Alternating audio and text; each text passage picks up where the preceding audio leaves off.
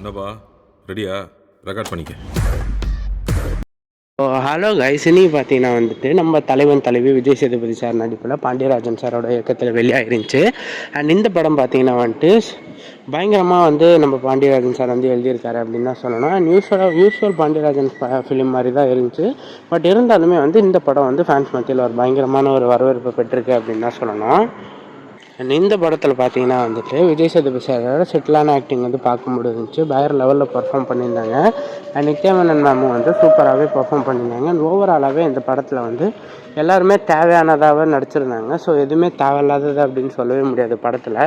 And ஸ்டார்டிங்லேருந்தே ஒரு மாதிரி டிஃப்ரெண்ட்டாக எடுத்துகிட்டு போனாங்க. ஸ்டார்டிங் ஒரு 5 மினிட்ஸ் வேணால் 5 to 15 மினிட்ஸ் வேணால் லேக் ஆகும். பட் அதுக்கப்புறம் வந்துட்டு அந்த படம் வந்து ஸ்மூத்தாக போச்சு அப்படின்னு தான் சொல்லணும். அண்ட் நம்ம சந்தோஷ் நாராயணன் சாரோட மியூசிக்கு பிஜிஎம் எல்லாமே வந்து பயங்கரமாக போட்டிருந்தாரு. அண்ட் ஒரு சீனுமே வந்து கரெக்டாக சிங்க் ஆச்சு எல்லாத்துக்குமே.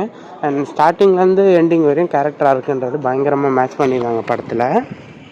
ஸோ இந்த படம் பார்த்தீங்கன்னா வந்துட்டு கண்டிப்பாக ஒரு வெற்றி படமாக அமையும் நம்ம விஜய் சேதுபதி சாருக்கு அப்படின்னு சொல்லணும். அது மட்டும் இல்லாமல் பாண்டியராஜனுக்கு ஒரு கம்பேக் படமாக இருக்குது இந்த படம் அப்படின்னு சொல்லி தெரிவிச்சுக்கிறேன். இந்த படத்தை யாரெல்லாம் பார்த்துறீங்க, உங்கள் ஒப்பீனியன் இந்த படத்தை பற்றின்றதை மறக்காமல் கமெண்ட்ஸில் சொல்லிவிடுங்க. சினிமா சம்மந்தப்பட்ட நியூஸ்லாம் உடனே தெரிஞ்சுக்கணும் அப்படின்னு நினச்சிங்கன்னா நம்ம சேனலை சப்ஸ்கிரைப் பண்ணி வச்சுக்கோங்க. நன்றி நண்பா.